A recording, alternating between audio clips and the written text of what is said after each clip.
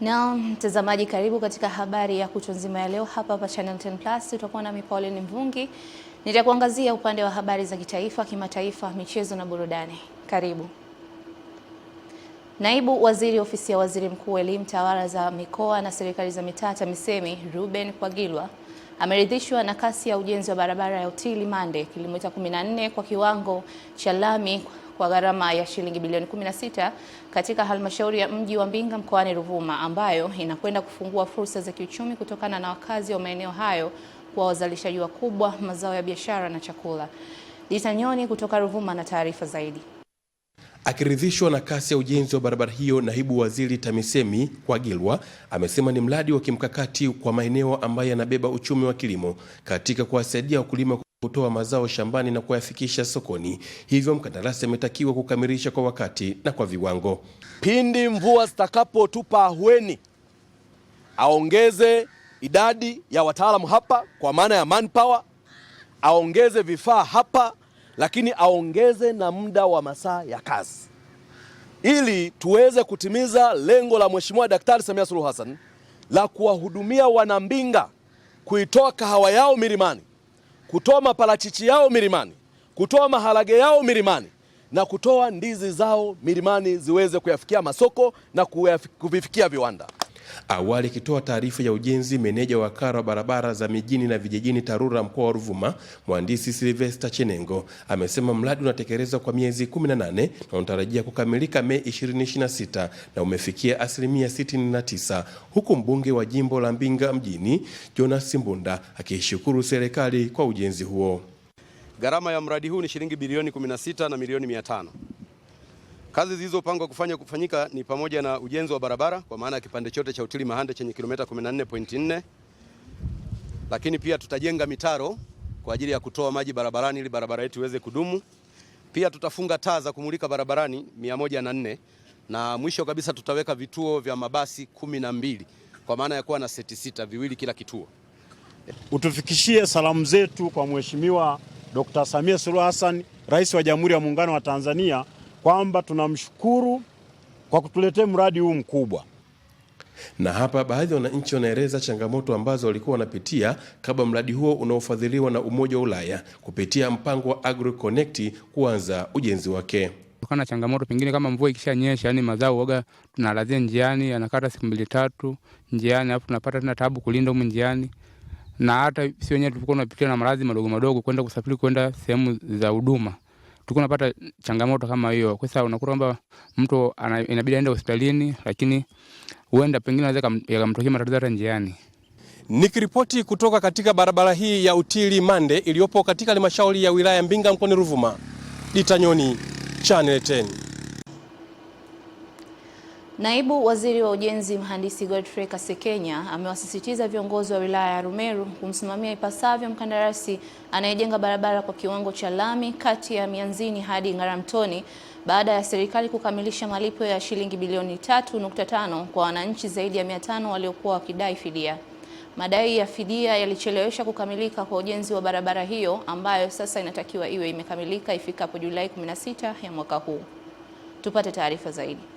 Naibu Waziri Mhandisi Kasekenya anafanya ziara ya kukagua miradi mikubwa ya barabara mkoani Arusha, ambapo anataka kasi zaidi ya ukamilishaji wa barabara hiyo kwa ufuatiliaji wa kila siku wa viongozi. Hiki ndio kipindi sahihi cha kufanya kazi nyingi, na hasa hizi kazi za earthwork. Pengine baadaye ndio waje wafanye structure kama wataona inafaa, lakini kwa sasa wafanye kazi kubwa sana, wamsimamie huyu mkandarasi. Kwa upande wao, wananchi wanaopakana barabara hiyo wameomba marekebisho ya ujenzi wa makaravati, wakidai baadhi yanaelekeza maji katika makazi yao. Karavati kuanzia kule Timbolo mpaka kule makao mapya, yani mafuriko yanapokuja yanaelekeza kwenye makazi ya watu. Tunaomba yale makaravati hata ikiwezekana yaondolewe. Kwa sababu gani? Kweli imekuwa ni hasara kwa wananchi wa hapa.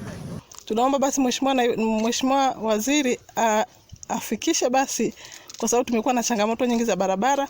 Ama katika hatua nyingine, Naibu Waziri Kasekenya amekagua ujenzi wa daraja kubwa la Tanganyeti linalounganisha nchi za Kenya na Tanzania kupitia forodha ya Namanga katika wilaya ya Longido na kueleza kuridhishwa na kiwango chake. Na ndio maana mnasema ni mradi ambao tunaona umekwenda kwa wakati. Kwenda kwa wakati kweli kwa sababu ya mradi wenyewe, kwa sababu ya maelekezo ya Mheshimiwa Rais lakini pia kwa sababu ni dharura. Kwa hiyo dharura haikwenda hata kwa taratibu zetu tumezizoea, kwa sababu tunajua tusipofanya haraka hapa tena tutapoteza maisha ya watu. Kwa upande wake, meneja wa wakala wa barabara TANROADS mkoa wa Arusha, mhandisi Reginald Masawe, ameeleza daraja la Tanganyeti lenye urefu wa mita 40 ujenzi wake umefikia 95%. Mheshimiwa, kazi zilizokamilika mpaka sasa hivi tumekamilisha 95% ya mradi.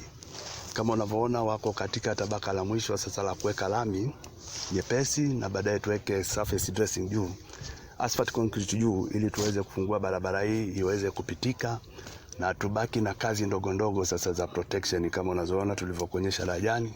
Ujenzi wa barabara ya Mianzini hadi Ngaramtoni unagharimu shilingi milioni 23 huku daraja la Tanganyeti ikigharimu shilingi bilioni 46. Urusi, Iran na China zimeungana na Afrika Kusini katika mazoezi ya pamoja ya kijeshi ya majini yanayoendelea katika pwani ya Cape Town, huku mvutano wa kimataifa ukiendelea kuongezeka kati ya mataifa hayo na Marekani. Mazoezi hayo yanafanyika siku chache baada ya Marekani kukamata meli ya kusafirisha mafuta yenye bendera ya Urusi katika bahari ya Atlantiki kaskazini mwa Ulaya, tukio lililoongeza mvutano wa kidiplomasia na kiusalama kati ya Washington na Moscow. Ushiriki wa Iran katika mazoezi haya ya majini unaongeza uzito wa kisiasa na kiusalama wa tukio hilo. Afrika Kusini, kama mwenyeji wa mazoezi hayo, imeeleza kuwa lengo ni kuimarisha ushirikiano wa kijeshi, kubadilishana uzoefu wa kiusalama na kukuza amani ya baharini. Hata hivyo, hatua hiyo imezua mjadala wa kimataifa kuhusu msimamo wa nchi hiyo katika mazingira ya sasa ya mvutano wa kisiasa duniani. Wazee wanaoishi katika mazingira magumu kata ya Nyankumbu, manispaa ya Geita, wamekishukuru kikundi cha Nyankumbu Shule Group kwa kuwasaidia mahitaji ya msingi, huku akitoa wito kwa jamii kuendelea kuwasaidia watu wenye mahitaji. Taarifa zaidi na Mrisho Sadiki.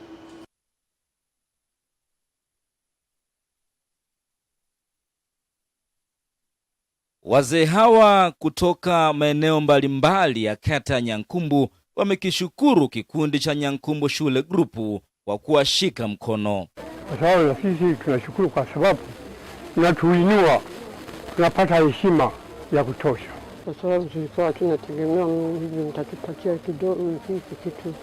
Nimeshukuru sana. Wakiwa kwenye mkutano mkuu, viongozi wa kikundi hiki ambacho kinaundwa na wanafunzi waliosoma katika shule ya msingi Nyankumbu chenye wanachama zaidi ya 200 wanasema wataendelea kurudisha kwa jamii kwa kutoa msaada kwa makundi mbalimbali yenye uhitaji. Leo tumekuwa na wazee, nafikiri jamii itashuhudia kuwa tumewashika mkono kwa kile kidogo. Tunatamani angalau kuendelea kuwafuta machozi ili wapate amani na wasije wakajilaumu kwa nini walituzaa. Mwaka jana pia tulifanya na mwaka huu tumefanya. Mwaka jana tulipitia kwa wanafunzi wale wenye mazingira magumu. Kwa mwaka huu tumeweza kuwachukua wazee wetu. Tutakapokuwa tunaenda na tunainuana, tutazidi kupambanua uchumi wetu mkubwa kwa ajili ya kuhakikisha wazazi wetu wanatukumbuka kwa namna tutakavyokuwa tunafanya. Diwani wa kata ya Nyankumbu Pasco Sukambi amekipongeza kikundi hicho kwa hatua hiyo. Sema ni furahi kwa sababu hiki kitu kimefanyika, lakini iwe ni rai na wito kwa watu wote ambao wamewahi kusoma katika shule hii kubwa ya kihistoria, popote walipo, kuona hili jambo la kurudisha kwenye jamii katika sehemu ambao waliishi, walicheza, walikaa, wanarudi na kusaidia jamii. Kikundi hiki cha Nyankumbu Shule Group kimekuwa kikifanya matendo ya huruma kwa wagonjwa na kusaidia makundi mbalimbali yenye uhitaji, wakiwemo wanafunzi. Kutoka Geita, mimi ni Mrisho Sadik. Mkuu wa mkoa wa Pwani Abubakar Kunenge amewataka watendaji wote wa serikali mkoani Pwani kufanya kazi kwa ushirikiano, kupunguza urasimu katika utekelezaji wa majukumu yao na kuhakikisha malengo ya serikali yanafikiwa kwa wakati, hususan katika kipindi hiki cha siku 100 za utekelezaji wa ahadi za rais kwa wananchi tangu atauliwe. Margaret Malisa ana taarifa zaidi. Kunenge ametoa maelekezo hayo wakati wa kikao kazi kilichowakutanisha viongozi mbalimbali wa mkoa na wilaya, watendaji wakuu wa serikali, wakilishi wa taasisi wezeshi pamoja na waheshimiwa madiwani, ambapo aliwasisitiza madiwani kushirikiana kwa karibu na taasisi za umma katika kusukuma mbele gurudumu la maendeleo na kumuunga mkono rais katika juhudi za kuboresha maisha ya wananchi. Mambo haya kwanza yanahitaji kuwa na utendaji wa pamoja, kuwa na timu, kufanya kama timu. Lakini la pili, wote muwe na mtazamo mmoja, muweze kujua mnafanya nini, muwe na vipaumbele vinavyofanana. Lakini tatu, mambo haya yanafanyika kwenye halmashauri zetu, na halmashauri inaundwa na baraza la madiwani na watendaji wa management na watendaji wataalamu wa halmashauri. Kwa hiyo huko ndio mambo mengi yanafanyika.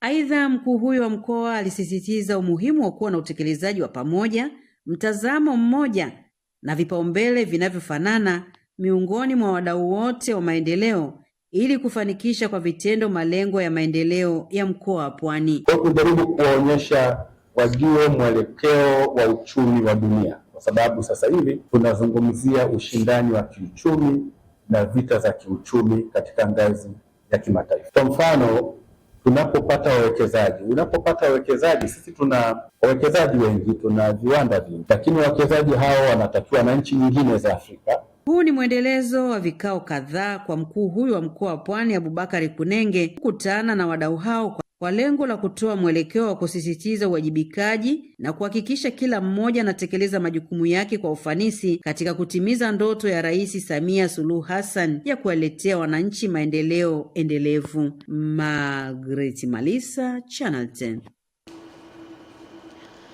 Kamanda mkuu wa chuo cha mafunzo zoni ya Pemba Hafidh Haji Ncha ametekeleza takwa la kisheria kwa kuachia huru baadhi ya wanafunzi wa chuo hicho walionufaika na msamaha wa rais, huku akiwataka kurejea katika jamii na kuwa raia wema wanaozingatia sheria, maadili na uzalendo wa kweli. Taarifa ya Masanja Mabula inafafanua. Zungumza mara baada ya kuachia huru wanafunzi hao, Kamanda Hafidh amesema kuwa hatua hiyo inatokana na utekelezaji wa takwa kisheria kufuatia msamaha uliotolewa na Rais wa Zanzibar na kuwataka waliopata msamaha huu kurejea katika jamii wakiwa raia wema. Sisi tupo hapa leo kutekelezwa takwa hilo la katiba ambalo linamruhusu Mheshimiwa Rais kuwaachia huru wanafunzi wale ambao wameonekana aidha ni wagonjwa au wamekaa muda mrefu magerezani au kesi zao sio zile ambazo hazitakiwi kupewa dhamana. Maanake kesi zisizopewa dhamana mahakamani kama za kuhujumu uchumi, madawa, kubaka, zile hazina dhamana. Na baadhi ya wanafunzi walioachwa huru wamemshukuru Mheshimiwa Rais wa Zanzibar kwa msamaha waliopata, hatua ambayo inapa fursa mpya ya maisha na kuahidi kuwa raia wema wanaozingatia sheria, nidhamu na maadili mema wanaporejea katika jamii. Na sisi ambao tulikuwa tuko magerezani vile vile tumshukuru kwa msaada wake aliotusaidia kwa kutujalia msamaha, akatusamehe kwa kesi zetu tulizozifanya. Kiukweli Mungu amjalie, ampe pumzi rais wetu, ampe imani hiyo hiyo, aendelee na kazi zake hizo hizo. Kwa hiyo sina jambo kubwa, yani ni kumshukuru tu rais wetu. Na pia tunatoa shukrani kwa Mheshimiwa Rais kwamba azidishe wepesi kwa kutuangalia kwa jicho la tatu sisi kama sisi wanafunzi, na pia tunatoa shukrani kwa walimu wetu ambao ni chuo cha mafunzo walimu wetu. Akiwaaga wanafunzi hao, mkuu wa mapokezi chuo cha mafunzo Wete, mkaguzi Hamadi Jumaali, amewataka kwenda kuyaishi waliojifunza chuoni kwa vitendo. Mlikuwa wengi nyinyi katika kuwachagua, kuwapendekeza, kufanya assessment, lakini mmepata nyinyi kwa Pemba watu 6.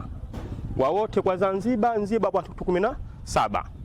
Kwa hiyo fursa hii msije kuja mkaibeza, ikawa tena mmefika tena hapo mitaani mkaanza tena kukurejea tena. Jumla wanafunzi 6 wamepata msamaha wa rais kwa mujibu wa kifungu cha 59 cha katiba ya Zanzibar ya mwaka 1984, hatua inayotekelezwa kwa misingi ya haki na taratibu za kisheria. Ni Masanja Mabula, Channel 10, Pemba, Zanzibar. Kutokana na eneo la Iovi kuporomosha mawe mara 3 katika msimu huu wa mvua ulipoanza na kusababisha ajali kutokea, mkuu wa mkoa wa Morogoro Adam Kigoma Malima amwagiza meneja wa TANROADS mkoa wa Morogoro kuweka alama za ziada katika eneo hilo ili kuepuka ajali kutokana na maporomoko ya mawe na maji wakati wa mvua zinaponyesha. Taarifa zaidi na Jimmy Mengele. Kasekenya ametoa kauli hiyo kwenye ziara ya kutembelea na kukagua mradi wa daraja la mijengo katika Maagizo hayo ameyatoa alipotembelea eneo hilo lilopo tarafa ya Mikumi wilaya ya Kilosa mkoani Morogoro na kusisitiza kuwa kuwekwa kwa alama za barabarani ni pamoja na madereva kuchukua tahadhari ili kuepuka ajali. Nimemwagiza meneja wa TANROADS aweke alama za ziada kwenye eneo hili, kwamba utakapokuja hapa weka tahadhari ya kuepukana na ajali, na tutaweka utaratibu mwingine kule chini, magari ya abiria na huko chini. Dereva anaambiwa kabisa, bwana we huko unakwenda umeiona hii hali ya hewa, namuomba RPC, tukiona hali ya hewa imebadilika huko chini Mikumi na huko Ruaha tutaweka watu. Anapokuja dereva wa basi, hapa tumeshawaona hivi sasa tu akija anachochea. Sasa imagine amekuja amechochea, kuna jiwe hapa size ya gari lenyewe, ataenda kuwabwaga watu huko chini mtoni. Kwa hiyo tunawapa tahadhari, bwana kuna sehemu inaitwa Iovi, utaona imewekwa alama kubwa. Ukiipuuzia hiyo alama na ukisababisha ajali wewe na kampuni yako. Kwa hiyo hatua ya awali ni kwamba ndani ya siku 2 hizi tutahakikisha kwamba timu ile maalum ambayo imeundwa na taasisi zote husika kwa maana ya TFS, ofisi ya mkurugenzi mtendaji wa halmashauri, TANROADS pamoja na wataalamu wa mazingira kupanda huko juu na kwenda kujiridhisha. Kwa upande wake kaimu meneja wa TANROADS Mhandisi Patrick Lambika ameeleza mikakati aliyonayo katika kukabiliana na changamoto hiyo katika eneo hilo ambalo ni barabara kuu ya Morogoro Iringa. Kwa kuwa ni kipindi cha mvua ambacho hatuwezi kufanya hizo kazi, tumependekeza kwa mkuu wa mkoa kwamba tuendelee kumonita hili eneo kwa kusafisha udongo unaokuja, kwa sababu kama tunavyoliona eneo lenyewe ni eneo ambalo hatuwezi kupata sehemu ya kuweka njia mbadala. Lakini tunatoa tahadhari kwa madereva sasa. Askari polisi wako masaa 24 kwenye hii barabara kuhakikisha kwamba kunakuwa na usalama kwenye njia. Lakini tumeshaongea na TANROADS, wameweka baadhi ya alama, zingine wataweka. Tunatoa tahadhari kwa madereva wanaotumia njia hii, wanapokuwa wanakuja nyakati za usiku na kipindi cha mvua, wachukue tahadhari, wapate taarifa kutoka kwetu, wasikilize askari ambao wanakuwa barabarani. Jimmy Mengele, Channel 10, Morogoro. Serikali kupitia naibu waziri wa ujenzi Godfrey Kasekenya imesema itaendelea kuwaamini wakandarasi wa ndani iwapo watafanya kazi na kumaliza kwa wakati na kuzingatia ubora uliokusudiwa na serikali. Elia Kimani anaripoti kutoka Manyara. Kasekenya ametoa kauli hiyo kwenye ziara ya kutembelea na kukagua mradi wa daraja la mijengo katika mto Mulungu, barabara kuu ya Arusha Babati pamoja na Kalavati ambalo limejengwa kupitia mpango maalum wa chini ya Rais Dr. Samia Suluhu Hassan kujenga madaraja katika maeneo yaliyoathiriwa na mvua katika kipindi cha mwaka 2023. Msingi kwa makandarasi wa ndani wakiwepo na electronic, mimi bado niendelee kutoa rai kwamba kama kazi zitafanyika hivi kwa wakandarasi wetu wa ndani, tutaendelea kuwaheshimu na kuwatumia zaidi wakandarasi wetu wa ndani zinapotokea kazi za muhimu kama hizi, kwa sababu katika hii miradi tumeona wengi wamefanya vizuri. Baadhi ya wananchi ambao ni wanufaika wa daraja hili la mto Mulungu wanaonyesha kufurahia ujenzi huu baada ya kudidimia kwa daraja hili la awali lilojengwa likiwa na mita 2 pekee, huku hili la sasa likiwa na mita 6 kwenda juu. Nashukuru sana kwa maana daraja imetengenezwa vizuri, mna magari ya kusimama tena. Kwanza sisi nashukuru Mama Samia kwa kazi ambayo amefanya kubwa sana. Kwa hiyo sasa hivi kweli sisi ni raha, hamna maji ambayo yanazuia magari tena. Hali ilikuwa mbaya, hii daraja ilikuwa ipitiki.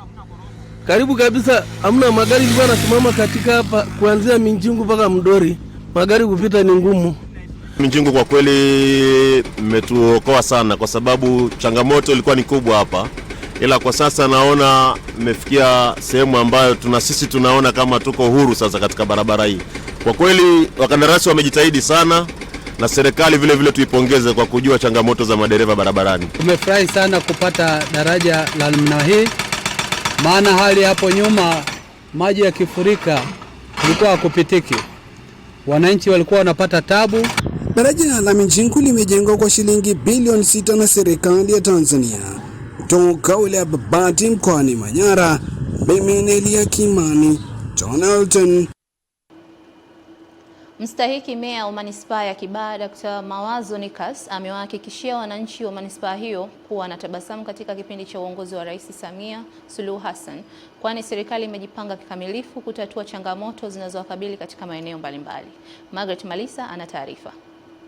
Dr. Nikas amesema hayo wakati wa mwendelezo wa ziara yake ya kikazi katika kata ya Picha Ndege, ambapo alikagua utekelezaji wa miradi ya elimu, afya na miundombinu ya barabara. Pia akakagua viwanda viwili vya KEDS na KODI, huku akiagiza wamiliki wa viwanda hivyo kurekebisha mifumo ya maji taka ili kuhakikisha hayaleti madhara kwa afya na mazingira ya wananchi wanaoishi maeneo ya jirani. Baadaye, mstahiki meya huyo alifanya mkutano wa hadhara na wananchi wa kata hiyo kusikiliza na kutatua kero zao hapo kwa hapo. Hatua ya kuja kuona maeneo ambayo wamelalamikia, na kweli tumekuta kuna uchafuzi wa mazingira kama walivyolalamika, na tumetoa maelekezo kwenye viwanda vile. Kiwanda cha kwanza tumewaambia walisaiko hayo maji yao, na wameahidi ndani ya siku 5 watafanya hivyo. Tutarudi. Na kiwanda cha pili nacho wamesema wanakwenda kuchukua hatua ya haraka kuzuia yale maji yasiingie kwenye yasitiririke kwa wananchi. Kwa hiyo tunakwenda, wameomba siku 7 na wenyewe tumewapa siku 7, tutarudi kuangalia. Kwa hiyo lengo la Mheshimiwa Rais katika nchi hii ni kuona Watanzania wakitabasamu, na sisi tuko kusimamia adhima hii. Sisi wasaidizi wake hatutakaa ofisini, kila siku tutakuja kwa wananchi kuwasikiliza kero zao na kuzitatua. Kwa upande wao, baadhi ya wananchi wa kata ya Picha Ndege wamepongeza ziara hiyo ya mstahiki meya, huku wakisema imewapa matumaini mapya na kwamba itakuwa chachu ya kupatikana kwa ufumbuzi wa changamoto zao za muda mrefu. Tumefarajika sana kwa ujio wa meya, amejibu changamoto zetu mbalimbali, nyingine zimepatiwa utatuzi na nyingine ambazo zilikuwa ziko mbali amewaagiza wataalamu wamefika maeneo husika na pia tumepata majibu. Tunamshukuru Mungu kwa ajili mstahiki meya amekuja anajibu majibu yetu na kuyatendea kazi hapo hapo. Sisi tunamshukuru Rais, tunamshukuru Mheshimiwa Rais, tunamshukuru Mheshimiwa Mbunge, tunamshukuru na mama yetu Mheshimiwa Diwani Joyce Vingilu kwa jitihada zake za kutuletea Mheshimiwa meya. Mungu awabariki sana wanalulanzi, tunaenda kuhudumiwa vizuri. Margaret Malisa, Channel 10. Na mtazamaji, tumekamilisha habari za kitaifa na kimataifa. Tuende tukapate mapumziko kidogo, tutarejea kwa ajili ya habari ya michezo na burudani.